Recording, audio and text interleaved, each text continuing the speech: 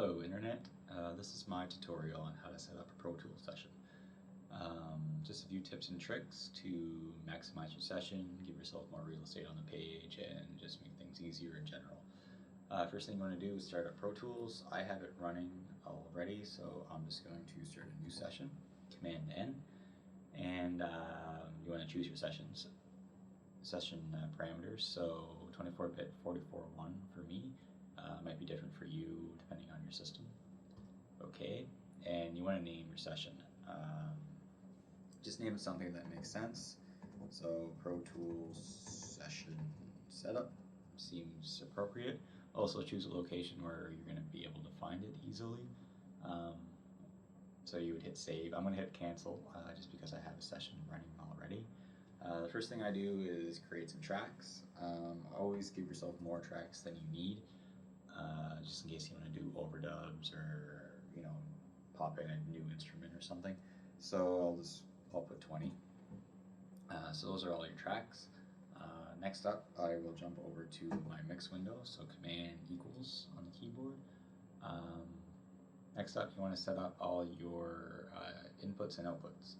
So depending on your system, again, it might be different, but I will just set them all 1 through 20. So to cascade all the tracks, you go Option Command and click on the first one and choose 1. So it goes 1 all the way through 20. And I'll do the same for my outputs. So that's nice. Next up, you want to label your tracks. This is important.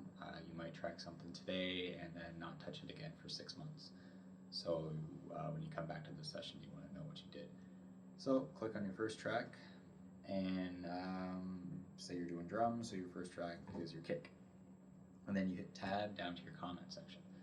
Here I like to put as much info as I can, so I'll put like the player's name, I'll put my own name. Next up, the mic I used. I don't know if I'm using a preamp into like a compressor. So here you hit Command right to take you to your next track. So that might be your snare. Tab down and again do the same thing. Player, your mic, a preamp, and your compressor, or maybe you're using a reverb unit. So you want to do that for all your tracks.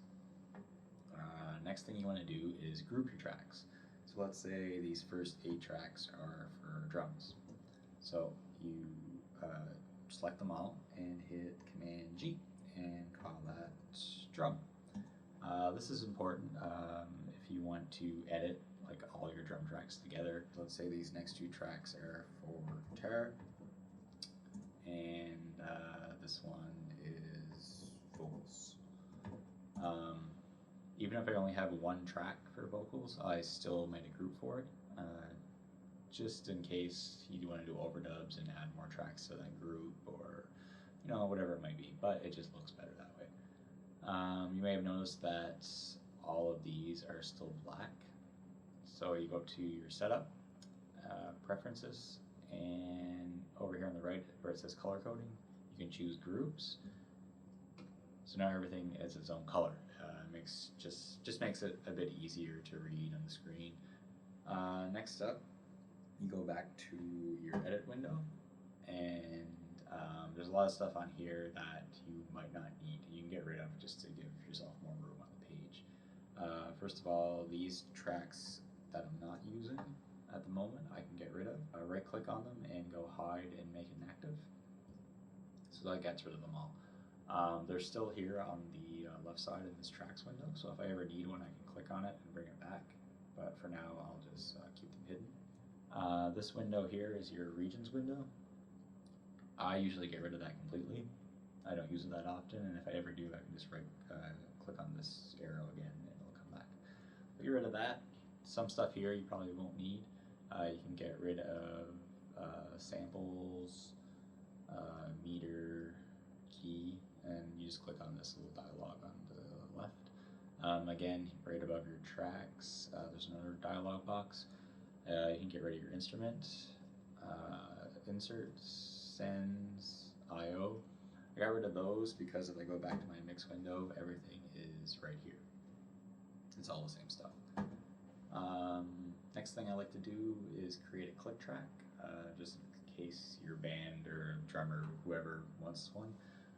There's no quick command for that, so you go up to track and create click, and automatically goes down here. If you want to go back to your mix window and click on the actual click plugin, the factory default is this weird like beep boop sound from a Pac-Man game. So I like to change that to the Maruma 2, and then just make sure that there's no accent. You can go back to your edit window. Already it's looking pretty good. You may find during the session you might be bringing up your transport window a lot. What I like to do is click on this box on the right and just hit all, and that'll bring up most of what is actually in your transport window if you bring it up. Another thing I like to do is bring up my big counter, Command 3, and just set it up here in the corner where it's out of the way, just in case someone in the back of the room wants to see it. And that is about it. This is a session that I would be comfortable with, and it looks like it's ready to go. I hope that helps.